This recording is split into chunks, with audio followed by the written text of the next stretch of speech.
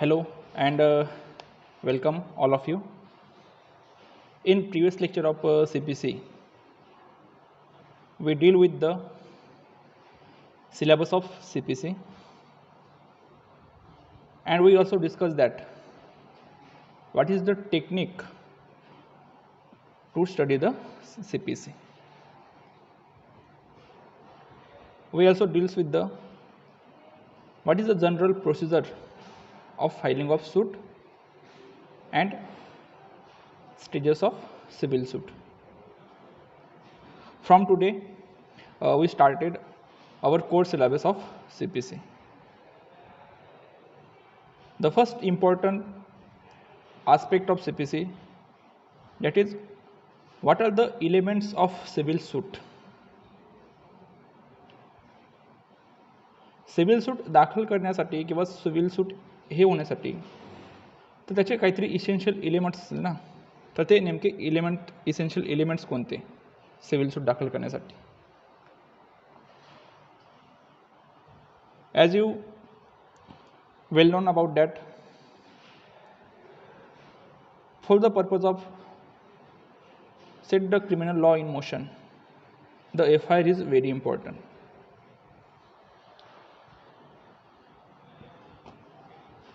In civil matters, the suit is instituted by presentation of plaint. If you remember that in earlier lecture we discussed about the words which are used in law. The FIR always lodge. The final report is presented towards court, and the plaint is presented in court. Plaint ही नेहमीच कोर्टामध्ये present केली जाते. Final report हा forward केला जातो आणि FIR ही लॉड्ज केली जाते. ठीक आहे. तर प्रेझेंटेशन ऑफ FIR असं कुठे तुम्हाला ऐकायला भेटणार नाही, किंवा FIR फॉरवर्ड केली हे कुठे ऐकायला भेटणार नाही, बरोबर. तर जे क्रिमिनल लॉमध्ये जे पण मटेरियल असतं, तर पोलीस ज्यावेळेस ते मॅजिस्ट्रेट ज्युडिशियल मॅजिस्ट्रेटकडे पाठवतात त्याला फॉरवर्डेड म्हणतात. आपण CRPCमध्ये पुढे बघणार आहोत section 157, 158 and 159 of code of criminal procedure about the occurrence report. ठीक आहे. तर तो क्रिमिनल लॉचा भाग आहे, आपण तो त्यावेळेस बघू. तर आपण डिस्कस करत होतो की what are the elements of civil suit. ठीक आहे. There are 4 main elements which are required for the constituting a suit. Those are a cause of action, second is a parties, third is a subject matter to suit, and third is a what is the relief claimed by the plaintiff. ठीक आहे. पहिला तुमचा cause of action, second तुमचा parties, third तुमचा subject matter, आणि चौथा तुमचा relief claimed by plaintiff or party. ठीक आहे. तर आता वन बाय वन आपण सगळ्यांना डिस्कस करू. तर कॉज ऑफ ॲक्शन म्हणजे काय नेमका? ठीक आहे. तर नेमका cause of action to suit काय असतो? क्रिमिनल लॉमध्ये आपण बघितलं आहे, where the information relating to cognizable offence is orally or in writing form given to the officer in charge of police station, then such police officer reduce such oral information relating to the cognizable offense in form of a FIR. ठीक आहे. आणि FIR नंतर investigation machinery activate होते. त्याप्रमाणे एखादी सूट constitute होण्यासाठी cause of action हे खूप महत्त्वाचं असतं. तर नेमकं कॉज ऑफ ॲक्शन म्हणजे काय? There are no express provision made in CPC or any civil law which provide the definition of cause of action. ठीक है. It is a reason for filing a civil suit. Cause of action means those reasons on which the civil plaint is presented in court. ठीक है. The cause of action is existence of legal right in plaintiff. Cause of action are the legal rights which are presented in favor of a plaintiff, and after violation of such legal rights the plaintiff got the right to sue in court of justice. ठीक है. The cause of action is a bundle of such fact which provide the plaintiff right to action against the defendant. ठीक है. The cause of action is nothing but the bundle of fact. It is a bunch of facts which provide the legal rights. ठीक है. Which provide the legal rights to plaintiff. And if any person breaches such legal rights or violates a rights which is favor in the plaintiff, then such plaintiff got the right of action against the such defendant or such person who violated the such rights. ठीक है. We already said that the definition of cause of action not given anywhere in law. ठीक है. But in the case of Cook versus Gill, the case held in 1873, wherein Lord Brett observed that cause of action means every fact which would be necessary for the plaintiff for the purpose of claim his right in the suit. ठीक है. तर in the case of Cook versus Gill, which is decided in 1873, in this particular case, Justice Brett observed that the cause of action means every fact. Cause of action म्हणजे अशा fact. कोणत्या fact? The fact which will be necessary for the plaintiff for the purpose of claim his right in the suit. ठीक आहे. तर त्याचा जो right आहे तो क्लेम करण्यासाठी त्या फॅक्ट प्रेझेंट असल्या पाहिजे. कशामध्ये? सूटमध्ये. तर तुम्हाला या डेफिनेशन कळलं असेल तर कॉज ऑफ ॲक्शनचे हे काय आहेत, काय इसेन्शियल एलिमेंट्स काय आहेत. तर एक आहे there must be a legal right is present and another is a breach of such right. ठीक आहे. आता लीगल राईट म्हणजे नेमकं काय, बरोबर. आता समजा आपण उदाहरणाद्वारे ते समजून घेऊ की कॉज ऑफ ॲक्शनमध्ये तुमचा राईट कसा असतो आणि तो राईटचं व्हायोलेशन जो होतं म्हणजे नेमकं काय होतं, बरोबर. समजा एक तुम्ही लॉ पास झाले, प्रॅक्टिस वगैरे चांगली केली, पैसे वगैरे भक्कड मिळाले. मग तुम्ही विचार केला की चला आता एक प्रॉपर्टी विकत घेऊ.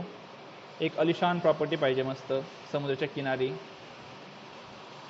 बरोबर. समुद्राच्या किनारी पाहिजे, परत मस्त हवेशीर वगैरे, खूप सुंदर सगळं नजारा वगैरे दिसला पाहिजे. तुम्ही असा विचार केला आणि एक प्रॉपर्टी शोधायला लागले. ठीक आहे. एक असाच माणूस तुम्हाला भेटला की प्रॉपर्टी विकणे आहे, समुद्र किनाऱ्याच्या बाजूला आहे, बरोबर. तर तुम्ही तुला जमतंय की आपल्याला जशी प्रॉपर्टी पाहिजे तशी प्रॉपर्टी आपल्याला भेटते. मग तुम्ही कॉन्ट्रॅक्ट वगैरे केला, बरोबर. कॉन्ट्रॅक्ट वगैरे केला आणि ती प्रॉपर्टी तुम्ही विकत घेतली सम कन्सिडरेशन. आणि नंतर तुम्ही तुम्हाला सगळं सामान घेऊन वगैरे तिकडे राहायला गेले आणि बघता येतं काय की तिथं तुम्हाला त्या प्रॉपर्टीमध्ये घुसूच दिलं नाही. नंतर तुम्हाला कळलं की ती प्रॉपर्टी ही गेट ऑफ इंडिया होती. आता ही गेट ऑफ इंडिया काय ती एक नॅशनल प्रॉपर्टी आहे, ती काय विकू शकत नाही किंवा ती कोणाच्या मालकीची नाही आहे, बरोबर. तर इथं तुमचा लिगल राईट राहील का, किंवा त्या माणसाचा जो लिगल राईट होता का? तर नाही. कारण लिगल राईट होण्यासाठी तुम्ही ते लिगली कॉम्पिटंट पाहिजे त्या गोष्टीसाठी, किंवा ती तुम्ही लिगली ॲक्वायर केलेली पाहिजे, बरोबर. तर तुमचा लिगल राईट होण्यासाठी काय, की ती प्रॉपर्टी तुम्ही लिगली ॲक्वायर केली पाहिजे किंवा त्या प्रॉपर्टीचं काहीतरी लिगल एक्झिस्टन्स पाहिजे, त्यावेळेस तुमचा तो एक लिगल राईट हे राहील, अस्तित्वात येईल. बरोबर. आता समजा तुम्हाला मी एक प्रश्न विचारला की एखादी कन्सेप्ट विचारली किंवा एखादी मागे जे शिकवलेलं असेल त्याचं हे विचारलं, एखादी प्रश्न विचारला, तुम्हाला तो प्रश्न आला नाही, त्याचं उत्तर आलं नाही. मी तर काय असं करत नाही, पण समजा त्या दिवशी मी काय केलं की चला तुम्हाला का ते एवढं सोपं उत्तर आलं नाही, बेंचवर उभे राहा. ठीक आहे, तुम्हाला मी बेंचवर उभं केलं आणि सांगितलं की बघा यांना एवढा साधा प्रश्न पण आला नाही. बरोबर. सगळ्या वर्गाने तुम्हाला पाहिलं, तुम्ही थोडाफार IPC शिकलेलं होतं आणि तुम्हाला वाटलं की चला मास्तरांनी माझं डिफेमेशन केलं आणि तुम्ही गेले माझ्या विरुद्ध डिफेमेशनचा सूट हे केला. तर तुम्ही तुमचा जो कॉज ऑफ ॲक्शन त्याच्यात ॲरोज होतोय किंवा कॉज ऑफ ॲक्शन जो ॲरो होतोय त्याच्यामध्ये, तर तिथे तुमचा काही लिगल राईट व्हायलेट होतं आहे का? तर इथं तुमचा लिगल राईट व्हायलेट होत नाही आहे. त्याच्यामुळे तुम्हाला सूट दाखल करता येणार नाही, कारण कॉज ऑफ ॲक्शनच मेड आउट होत नाही आहे. बरोबर. तर तुम्हाला तो सूट दाखल करण्याचा अधिकारच नाही आहे. परत दुसरं उदाहरण कोणतं, एक समोर घर होतं, तुम्ही घरामध्ये म्हणजे एक व्यक्ती राहत होता घरामध्ये. मग 2-3 महिने एकदम आरामात राहिला, टेन्शन नाही, काय नाही. एक दिवस काय झालं, एक माणूस आला आणि त्याने याचा सगळा सामान उचलला आणि बाहेर फेकून दिलं आणि तो राहायला लागला. तुम्ही कोर्टात गेले, सांगितलं की न्यायाधीश महोदय, मी या प्रॉपर्टीमध्ये मागच्या 3 महिन्यापासून पीसफुली राहत होतो.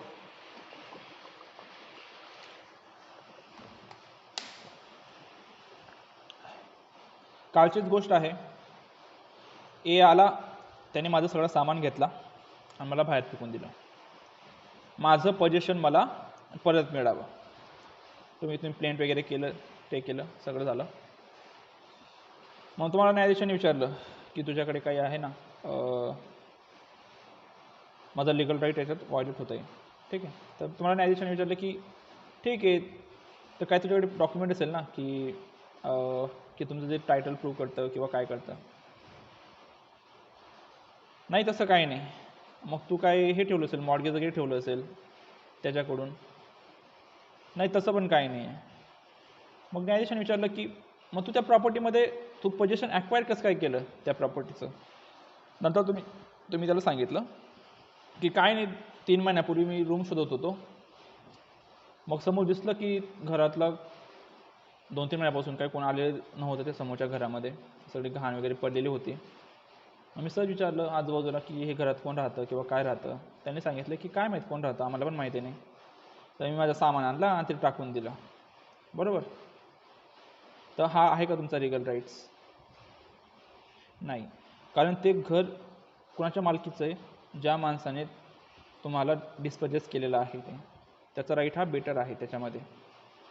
तर कॉज ऑफ ॲक्शन फेम होण्यासाठी, for the purpose of cause of action there must be a legal right. तुमचा राईट काय होतो तो लिगल असला पाहिजे. बरोबर. आणि second important aspect of cause of action is the defendant has violated this legal right. तर डिफेंडंटने तुमचा लिगल राईट व्हायलेट केलेला पाहिजे. ठीक आहे. The violation of legal right is must be there. ठीक आहे. तर आता समजा कॉन्ट्रॅक्ट आहे. आता कॉन्ट्रॅक्ट हा कॉन्ट्रॅक्ट ॲक्टनुसार तुम्हाला राईट आहे, राईट टू कॉन्ट्रॅक्ट. बरोबर. समोरच्या व्यक्तीने ब्रीच केला. बरोबर. तुम्हाला रेमेडी उपलब्ध आहे. तुम्ही कंपन्सेशन क्लेम करू शकता, दुसरं तुम्ही स्पेसिफिक परफॉर्मन्स क्लेम करू शकता. ठीक आहे. किंवा इंजंक्शन मागू शकता. तर right to contract is a legal right, and breach of such particular contract by defendant is a violation of your legal right. Therefore, there is a perfect cause of action to institute a suit in a court of law. बरोबर. तर court enjoy the jurisdiction in a suit if the cause of action arose within its ज्युडिक्शन.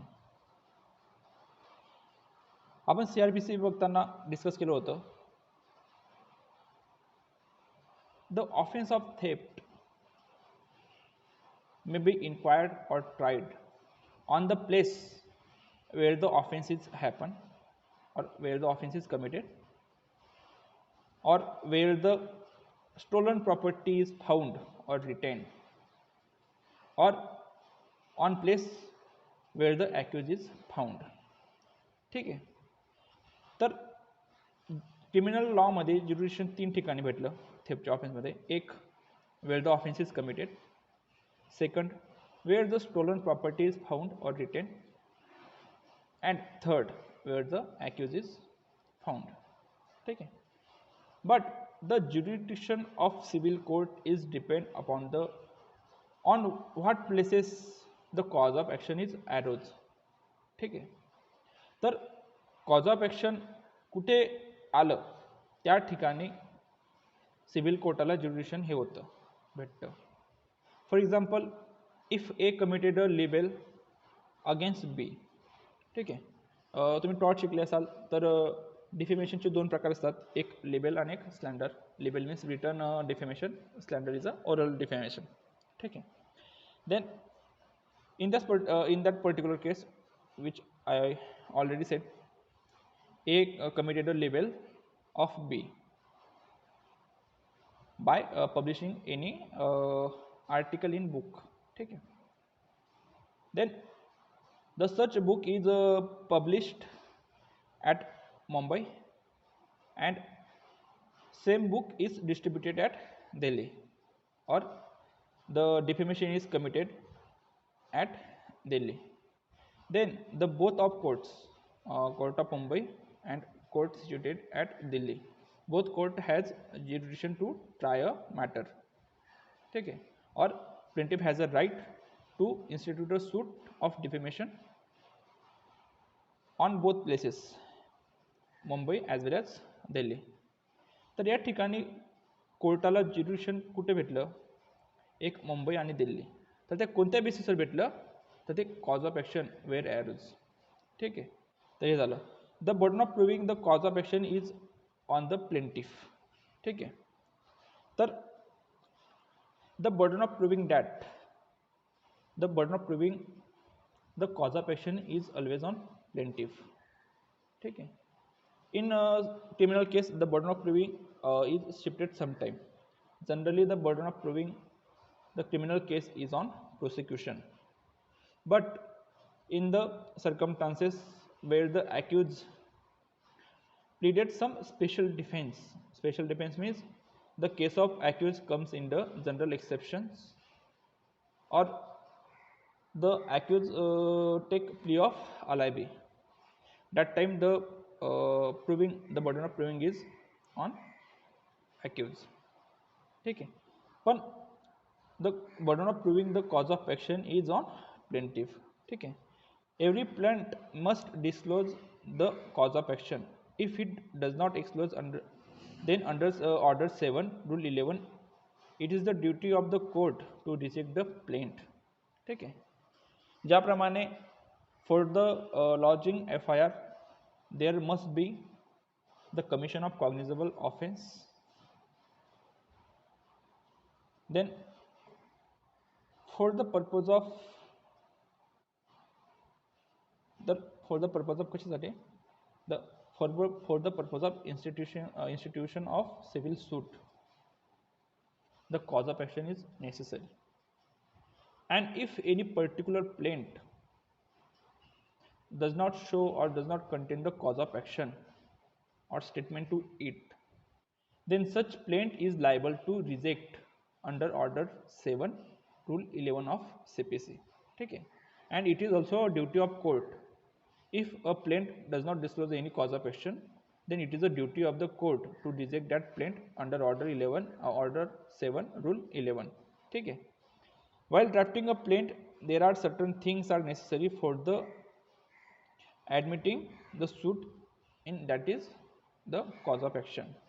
The plaint जर तुम्हाला admit करून घ्यायची असेल तर तुम्हाला cause of action disclose करता आलं पाहिजे किंवा त्या तुमच्या प्लेंटमध्ये तुमचं कॉज ऑफ ॲक्शन असलं पाहिजे. ठीक आहे. The plaint content the particular about the facts which constituted the cause of action. ठीक आहे. If such plaint does not constitute a cause of action, then such plaint is liable to dismiss, or such plaint is liable to rejected under Order 7, Rule 11 of CPC. ठीक है.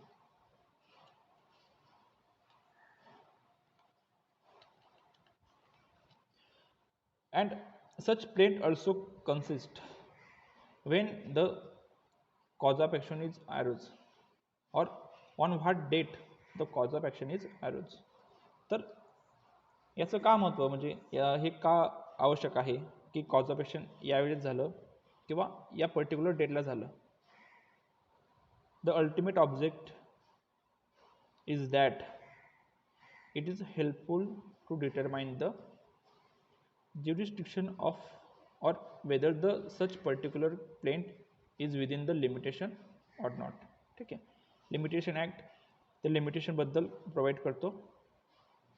तर the particular claim is made within the limitation or not, it is decided by the on what date the cause of action is arose. ठीक आहे. असं समजलं असेल तुम्हाला. For the institution of suit, the cause of action is prima facie very important. The another object, the another important aspect or another important element of suit, civil suit, is a subject matter. ठीक है. तर means for what which regarding the suit is filed. तर सूट कोणत्या गोष्टीसाठी institute केले गेलेलं आहे, तर त्याला आपण काय म्हणतो, सब्जेक्ट मॅटर ऑफ द सूट. बरोबर. Subject matter may be two types. One is which is form in the property. तर मुएबल और इमुएबल ते दोन प्रॉपर्टीबद्दल सिव्हिल सूट असू शकतं. आणि सेकंड इज पर्सनल. तर पर्सनल सब्जेक्ट मॅटर म्हणजे काय, तर तुम्ही मुएबल आणि immovable both are the subject to civil suit. हे एकदम सरळ आहे. कारण जर समजा सेल ऑफ गुड्सचा कॉन्ट्रॅक्ट केला असेल and if the defendant breaches the agreement or breaches the contract, ठीक आहे, तर तुम्हाला समोर दिसतं आहे की सरळ इमुएबल प्रॉपर्टी होते. Subject matter to suit are the immovable property which are subject matter to suit. ठीक आहे. दूसरा another example under transfer of property act, if sale of immovable property is made and if defendant or if the another party breaches his contract, then there is a cause of action is arose and subject matter of the such suit is a immovable property. That is particularly we said that the movable property. Okay, immovable property. But what is the subject matter, the personal subject matter? तर what is the personal subject matter. तर personal subject matter काय असतं, बरोबर. तर आपण ते उदाहरण समजून घेऊ. समजा एला खूप घाई झाली होती लग्नाची. एने खूप आनंदात धुमधडाक्यात लग्न केलं. आधीचे 2-3 महिने खूप त्याचे आनंदात गेले. नंतर बाईने चालू केला त्रास. एक दिवशी आला आणि खूप वय दाखवून म्हणाला की मी चुकून लग्न केलं, आता काय करू काय नाही. तो खूप टेन्शनमध्ये असायचा. अचानक असंच रक्षाबंधनाचा त्याचा वगैरे आला असेल, सण वगैरे आला. मग त्याच्या वाईफने सांगितलं की मी माहेरी जाते. तर त्याने हात जोडले आणि आनंदाने माहेरी पाठवून दिलं. मग हा एवढा आनंदात शांत जीवन जगत होता. म्हणजे नंतर 2-3 महिने वाईफ काही आलीच नाही इकडे घरी. तर या आनंदाच्या भरात याला हा पण विसर पडला की माझं लग्न झालेलं आहे. नंतर 3 महिन्यात त्याची वाईफ आली परत तर हा सांगतो तुम्ही कोण, ते सांगते की आपलं लग्न झालं होतं, तर हा सांगतो की मला आता आठवत नाही आहे, बरोबर. तर त्या वाईफने कोर्टामध्ये under specific relief act,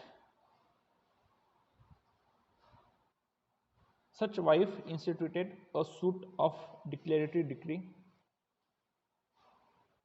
under specific relief act for the purpose declare I am his wife. ठीक आहे, I am his lawful wife. तर मी त्याची पत्नी आहे हे डिक्लेअर करा कोर्टात. त्याने डिक्लेरेटरी डिक्रीसाठी कोर्टात दावा दाखल केला. स्पेसिफिक रिलीफ ॲक्ट खाली फक्त स्पेसिफिक परफॉर्मन्स ऑफ कॉन्ट्रॅक्ट हा फक्त एक हे नसतो, रिलीफ नाही आहे, तिथं रेसिशन ऑफ कॉन्ट्रॅक्ट आहे, बरोबर. परत तुमचा इंजंक्शन आहेत, डिक्लेरेटरी डिक्री आहे, बरोबर, रेसिशन ऑफ कॉन्ट्रॅक्ट आहे. तर एवढे सारे त्याच्यात हे दिलेले आहेत. फक्त आपल्याला एवढं माहिती आहे की स्पेसिफिक रिलीफ ॲक्ट खाली फक्त स्पेसिफिक रिलीफ हा एक रिलीफ दिलेला आहे. तर त्याने त्याच्या प्रकारातून 4-5 रिलीफ अजून आहेत. हा पोझिशनचा आहे, सेक्शन 5-6 रिस्टोर ऑफ पोझिशन. ठीक आहे. तर या ठिकाणी declare me as a wife of A. What is the subject matter of this suit? Legal status of wife. तर हे काय झालं, सब्जेक्ट मॅटर झालं याचं, हे पर्सनल सब्जेक्ट मॅटर आहे. ठीक आहे. परत दुसरं उदाहरण, एने लॉला ॲडमिशन घेतलं पुण्याला. सगळे आनंदात होते की आपला आता मुलगा वकील बनणार आहे. ठीक आहे. आणि ह्या भाऊचं होतं कर्तृत्व महान. घरी गावात सगळे वैतागले होते. गावच्या लोकांना वाटलं की चला, किंवा घरच्या लोकांना पण वाटलं की काय कामाचं नाही किंवा काय नाही, एकदाचं घेतलं, लॉला ॲडमिशन घेतलं. हा गेला भाऊ पुण्याला 5 वर्षाच्या लॉच्या कोर्ससाठी. 1 वर्ष, पहिलं वर्ष केलं 2 वर्षात पूर्ण, दुसरं वर्ष परत 2 वर्ष लावले, थर्ड इयरसाठी परत 2 वर्ष लावले, एकूण झालेला 6 वर्ष आता बाहेर राहून. मग आपण जिद्दीला पेटला की आता काही पण होऊन जाऊ, जोपर्यंत माझं लॉ पूर्ण होत नाही तोपर्यंत मी घरी जाणार नाही. ठीक आहे. त्याचं लॉ पूर्ण होत 12 वर्ष होऊन गेले याला. 5 वर्षाचं लॉ याने 12 वर्षात पूर्ण केलं. आणि हा खरं मरच 12 वर्षापर्यंत घरी गेला नाही. ठीक आहे, वनवाससारखा. तर हा म्हटलं एक दिवस आला, शेवटी हा 50% मार्क्स घेऊन मस्त पास झाला लॉचा. खूप आनंदात सर्टिफिकेट वगैरे घेतलं, कॉन्व्होकेशन वगैरे घेतलं आणि गेला घरी. नवीन सूट वगैरे, काळा कोट वगैरे घालून गेला घरी. आणि दारात अशी डिग्री देऊन उभा राहिला. घरच्यांना वाटलं की आले इलेक्शन कमिशनवाले. घरच्यांनी विचारलं की काय पाहिजे. याच्या चेहऱ्यावर एकदम की घरचे मला ओळखत कसं नाही. त्याला वाटलं की घरचे मजा करत असतील, किंवा त्याला वाटलं की घरचे आपल्याला सहज त्रास द्यायचा म्हणून एक नाटक करत असतील. पण घरचे खरे म्हणून त्याला विसरून गेले होते 12 वर्षात, बरोबर. आता हा थोडाफार लॉ शिकून आला होता आणि याने स्पेसिफिक रिलीफ ॲक्ट एकदम पक्का केलेला होता. तर याने सूट दाखल केलं, declare me as a son of A. ठीक आहे.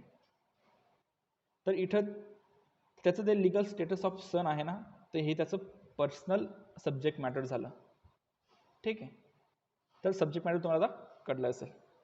Then the third important point for the purpose of institution of civil suit, that is parties. ठीक आहे. तर पार्टीज टू सिव्हिल सूट. तर थर्ड हे पार्टीज. आणि चौथं इसेन्शियल आहे रिलीफ क्लेम बाय प्लेंटिफ. तर हे आपण नेक्स्ट लेक्चरला बघू. तर पार्टीजमध्ये आपण हे बघणार आहोत की क्रिमिनल मॅटरमध्ये आपल्याला माहिती आहे की एक ॲक्युज आणि प्रोसिक्युशन, आणि जर मेंटेनन्सचं ॲप्लिकेशन असेल तर ॲप्लिकंट आणि नॉन ॲप्लिकंट असतं. पण सिव्हिल सूटमध्ये काय आहे की जर प्लेंट असेल, जर प्लेंट इन्स्टिट्यूट केली असेल तर ते काय झालं, तुमचं प्लेंटिफ अँड डिफेंडर येतो. जर पिटिशन फाईल केली असेल तर पिटिशनर आणि रिस्पॉन्डंट येतो, आणि ॲप्लिकेशन असेल तर ॲप्लिकंट आणि रिस्पॉन्डंट येतो. ठीक आहे. ह्या पार्टीज आहेत. तर आपण पार्टीज बघताना ऑर्डर 1 पण पूर्ण बघणार आहोत. त्याच्यामध्ये तुमचं what is necessary party, what is proper party, ठीक आहे. What is the effect of non joining of necessary party or proper party, ठीक आहे. त्याच्यानंतर miss joinder of party, non joinder of parties. त्याच्यानंतर प्रो फॉर्मा डिफेंडंट म्हणजे काय असतं, प्रो फॉर्मा डिफेंडंटची एक कन्सेप्ट आहे, ठीक आहे. तर ती आणि त्याच्यानंतर ट्रान्सपोर्टेशन ऑफ पार्टीज म्हणून आहे. तर ऑर्डर फर्स्ट आपण पूर्ण बघणार आहोत, ठीक आहे. तर आपण भेटू पुढच्या लेक्चरला.